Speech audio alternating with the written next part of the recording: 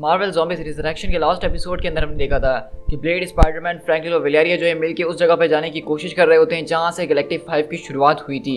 लेकिन वहां पे जाने के बाद पता चलता है कि वहां पे एक अजीबोगरीब किस्म की एआई की दुनिया बनी हुई है, जहां पे हमें ये पता चलता है कि दरअसल शील्ड और एम ने एक वक्त में आगे एक ऐसा वायरस को बनाया था जिसके जरिए ह्यूमन के जो पार्ट्स हैं वो साइबरनेटिक हो जाते हैं, जिसकी वजह से वो इस इन्फेक्शन से बचे रहते हैं। लेकिन वहीं पे जब स्पाइडरमैन वगैरह को जहाँ से आगे निकलना होता है तो वेब जो है अपनी जान की कुर्बानी दे देती है, क्योंकि वहाँ पे सारे के सारे हल्स उनका पीछा करने के लिए आ चुके होते हैं।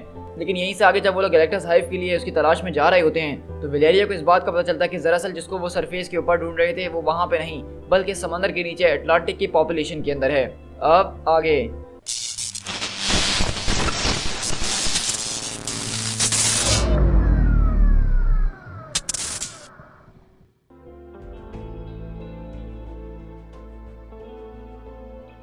और हम इस तरह ही शिफ्ट होते हैं पीटर पार्कर के ख्वाब के अंदर, जहाँ पे पीटर चिल्लाता कि नहीं फ्रैंकलिन, तुमने तो उसको इन्फेक्टेड कर दिया है।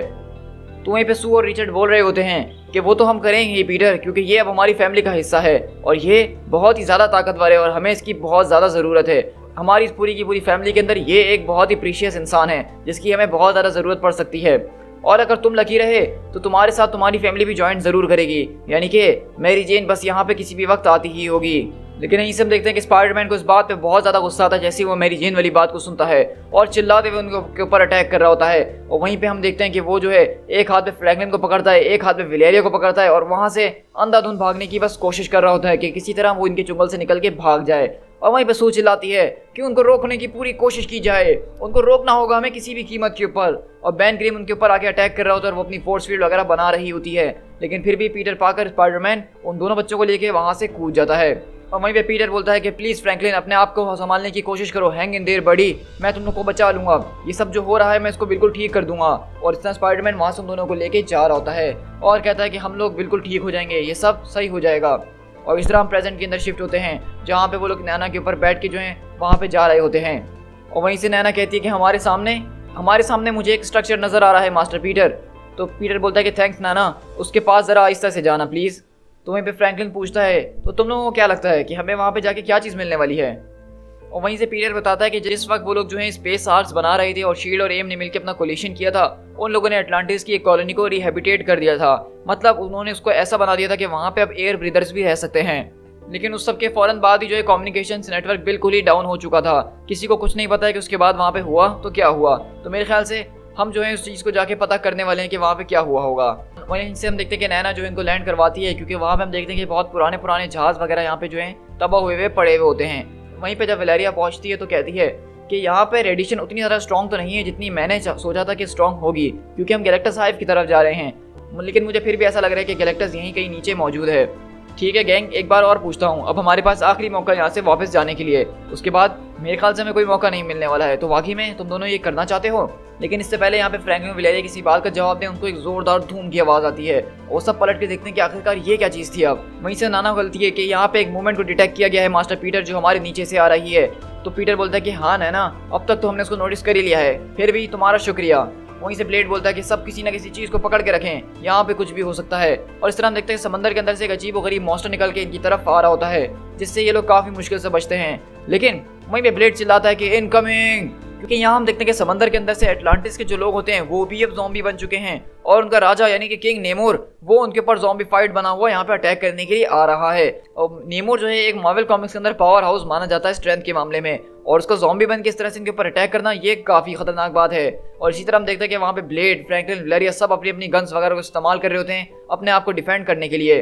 और वहीं से पीटर चिल्लाता है कि नैना, हमें उस एलिवेटर शाफ्ट तक पहुंचना होगा, हमें उसके जरिए जाना होगा, शायद हम महफूज रह सकें। और इस तरह नैना वहाँ का दरवाज़ा खोलती है ब्लास्ट मार के और पीटर वगैरह को अपने हाथ में लेती है और वहाँ से निकलने की तैयारी करती है। और वहीं से पीटर बोलता है कि आई गेस हम लोग को अब यहाँ से जाने का कोई और रास्ता ढूंढना ही होगा। तो वहीं से पीटर बोलता है कि ठीक है वेल, अब मुझे बताओ कि तुम्हारा प्लान क्या है, मतलब वो लोग इन्फेक्टेड हैं और हम वहाँ पे जाके उनके साथ करने क्या वाले हैं। और मुझे ऐसा नहीं लगता कि अगर हमने उनको वहाँ ढूंढ भी लिया तो वो वहाँ पे अकेले होने वाले हैं।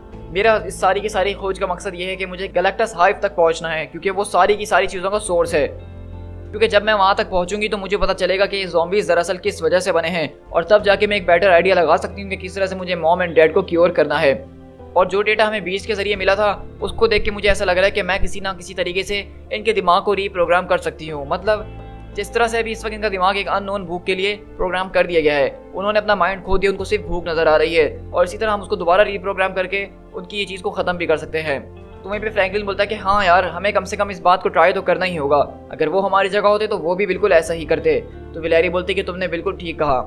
वेल, अगर हम लोगों ने यहाँ पे आने की सोच ही ली है तो अब हमें जो है और भी ज़्यादा स्टूपिड चीज़ें करनी ही होंगी। और इस तरह हम देखते हैं कि पीटर उस बैग को खोलता है जो कि लास्ट एपिसोड में उसको वेव ने दिया था, और हम देखते हैं कि दरअसल वेव ने इसको यहाँ पे वेब शूटर्स दिए होते हैं। और हम देखते हैं कि पीटर अपने जो स्पाइडर कॉस्ट्यूम के अंदर आ जाता है और वो लोग जैसे ही यहाँ पे नीचे पहुँचते हैं तो पीटर बोलता है कि अरे मैन, ये तो समंदर की गहराइयों के अंदर भी पहुँच गए हैं। क्योंकि हम देखते हैं कि जिस लैब के अंदर वो घुसे होते हैं वहाँ पे भी अजीब और गरीब चीज़ें लिखी होती हैं कि black spring, beyond salvation, blessed be the all strong, और इस तरह की फजूल और अजीब और गरीब चीज़ें लिखी हुई होती हैं।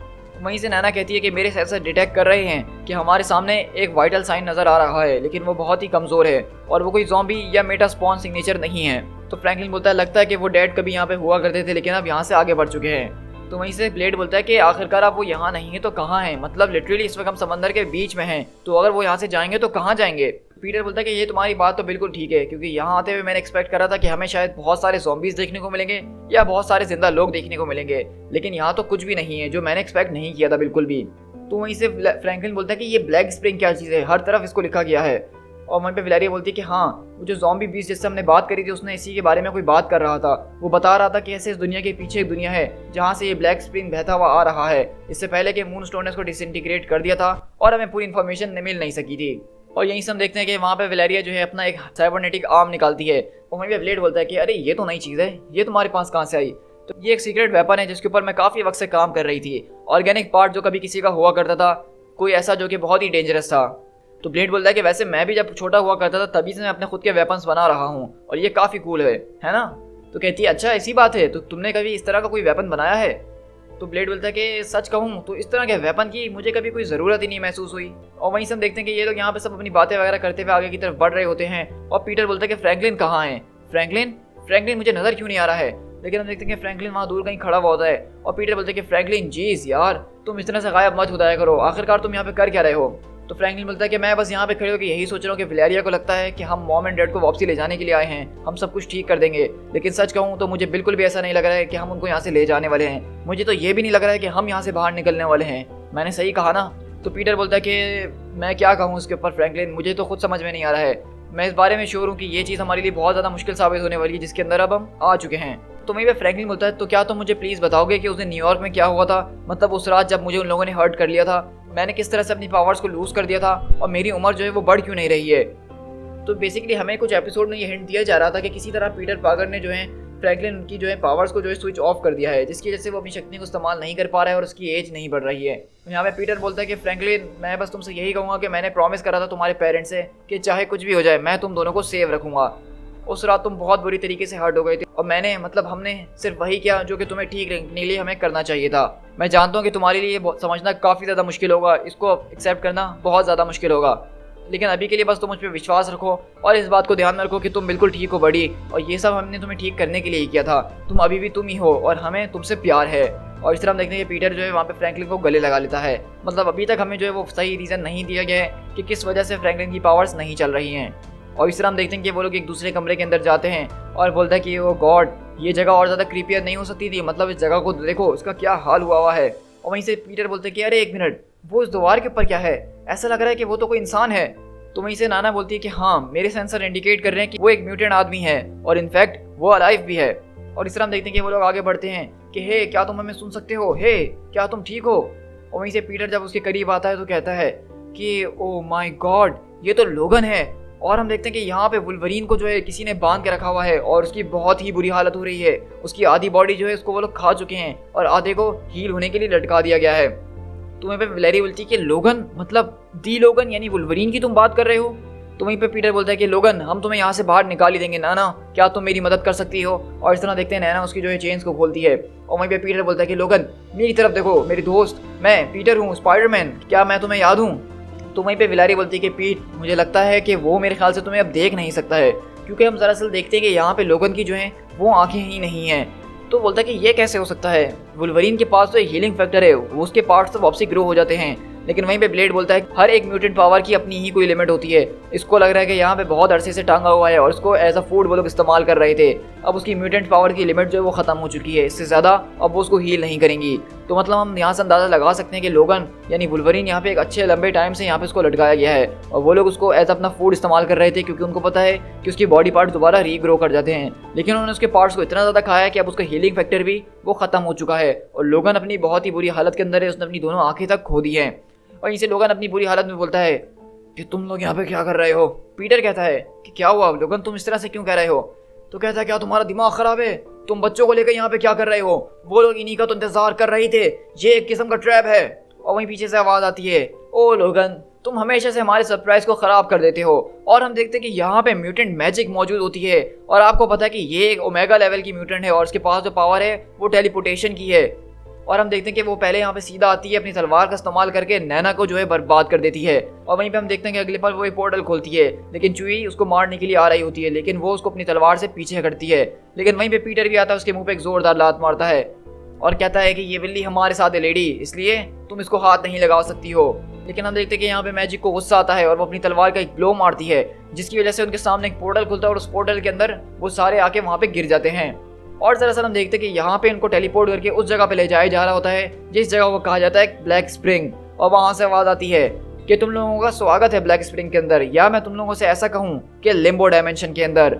तो यहाँ पे मैं थोड़ी देर के लिए आपको रोक के थोड़ा एक्सप्लेन करना चाहूँगा, क्योंकि हम यहाँ पे देख रहे हैं कि यहाँ पे लिटरली गैलेक्टस भी मौजूद है, जो कि पहला ज़ॉम्बी अर्थ के ऊपर आके गिरा था, और वो सारे के सारे बड़े हीरोज जिसकी आप लोगों को तलाश थी सारे एपिसोड के अंदर। यहाँ हम वाकई में मार्वल के बहुत बड़े बड़े हिटर्स को देख सकते हैं। हमें यहाँ द थिंग नजर आ रहा है, थॉर नजर आ रहा है, सिल्वर सर्फर नजर आ रहा है, कैप्टन अमेरिका, फैंटास्टिक फोर की पूरी टीम और बहुत बड़े बड़े लोग नजर आ रहे हैं। और यहाँ पे हमें ये बताया जा रहा है कि दरअसल ये सारे के सारे लोग हमारी डायमेंशन के अंदर नहीं बल्कि लिम्बो डायमेंशन के अंदर मौजूद थे और वो मैजिक के जरिए ही वहाँ पे पहुंचे हैं। तो इसी वजह से बीस जो कह रहा था उनको कि एक दुनिया के पीछे एक और दुनिया है, वो दरअसल लिम्बो डायमेंशन की बात कर रहा था। तो ये ट्विस्ट मार्वल ज़ॉम्बीज़ के अंदर हमें देखने को मिला है, जो कि बहुत ही ज़्यादा ज़बरदस्त है। और इस बात से हम अंदाज़ा लगा सकते हैं कि ये वाले जो ज़ॉम्बीज़ हैं इन्होंने टोटली अपना माइंड को जो है खोया नहीं है, बल्कि इनके माइंड के अंदर अभी भी इनकी एबिलिटीज़ बाकी हैं, जिसका ये बहुत अच्छे तरीके से इस्तेमाल भी कर रहे हैं अपनी फ़ौज को बनाने और ऑर्गेनाइज करने के लिए। लेकिन यहीं से हम देखते हैं कि अगले पल वहाँ पे एक फोर्स फील्ड आती है, जो कि पीटर लोगों को कैद करके विलेरिया और फ्रैंकलिन को अपनी तरफ खींचते हुए ले जा रही होती है और बोलती है कि एट लास्ट फ्रैंकलिन, विलेरिया, तुम्हारी मॉम तुम्हारे पास आ ही गई हैं। वहीं पे फ्रैंकलिन बोलता है कि आप ये हमारे साथ क्या कर रही हैं, हम यहाँ पे आपको क्योर करने के लिए आए हैं। तुम लोग को क्या लगता है कि तुम इनको क्योर कर सकते हो? अब ये तुम्हारी कोई फैमिली नहीं रही बच्चे, बल्कि ये लोग ब्रूड का हिस्सा बन चुके हैं। तो दरअसल हमें यहाँ पे ये बात पता चल रही है कि ये ज़ॉम्बीज़ जो हैं इनको ब्रूड ने इन्फेक्ट किया है, जो कि मार्वल कॉमिक्स के अंदर एक खतरनाक किस्म की रेस है। और यहीं पे वहाँ पे सिल्वर सर्फर आता और कहता है कि नहीं लोगन, वो हमारे पुश्तें हुआ करती थी ब्रूड के नाम से, जो कि हमसे थोड़ी ज़्यादा जंगली हुआ करती थी, लेकिन हम उनसे थोड़े अलग हैं। और हमारी जो ब्रूड स्पीसीज थी उन्होंने इसको ढूंढा, यानी गैलेक्टस को। उन्होंने इस होस्ट को इस वजह से ढूंढा ताकि इसके ज़रिए वो अपनी एवोल्यूशन के नेक्स्ट स्टेज के ऊपर पहुंच सकें। गैलेक्टस जो था उनके लिए सिर्फ फूड या वेसल या फिर अंडे रखने का जरिया नहीं था, क्योंकि गैलेक्टस एक गॉड है। गैलेक्टस के अंदर जो भूख है वो कभी ख़त्म नहीं हो सकती है, उसको हमेशा से भूख रहती है फ्लैश की।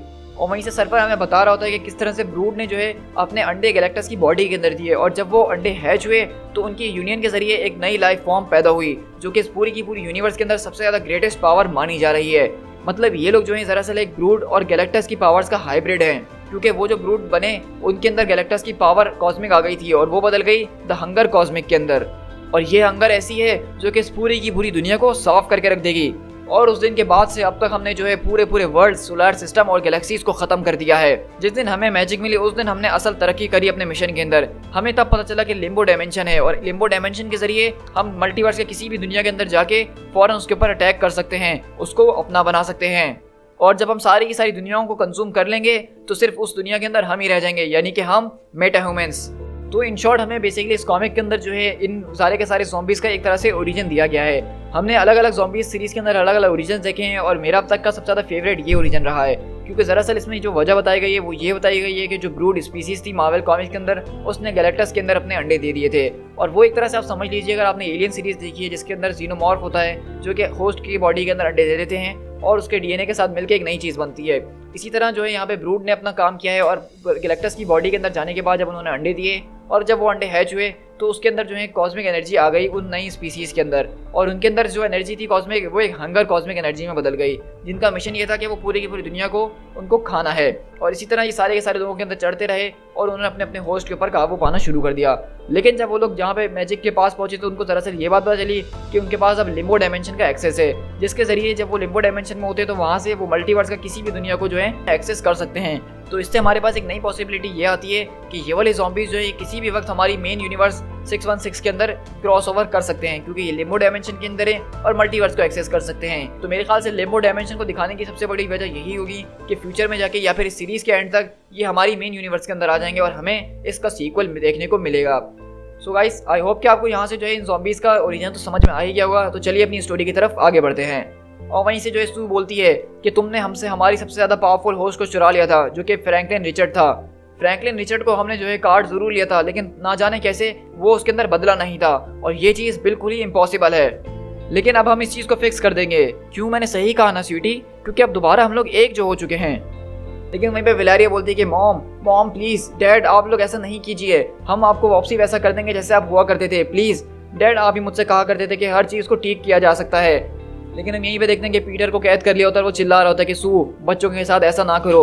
लेकिन वो बोलती है कि तुम इतना ज़्यादा उदास क्यों हो रहे हो पीटर, क्योंकि यहाँ पे सिर्फ हमारी नहीं बल्कि तुम्हारी फैमिली भी मौजूद है। और वहीं पीटर एकदम खामोश हो जाता है और पीछे से आवाज़ आती है कि हे टाइगर, तुम्हें यकीन नहीं होगा कि मैंने तुम्हें कितना ज़्यादा मिस किया। और इस तरह हम देखते हैं कि यहाँ पे मैरी जेन भी मौजूद होती है और इसको भी ज़ॉम्बी बना दिया गया है। और इस तरह वहाँ पे पीटर जिसको देख के रो रहा होता है और मैरी जेन कहती है कि फाइनली अब हम दोनों जो है एक साथ रह पाएंगे, हमेशा के लिए एक साथ। To be continued.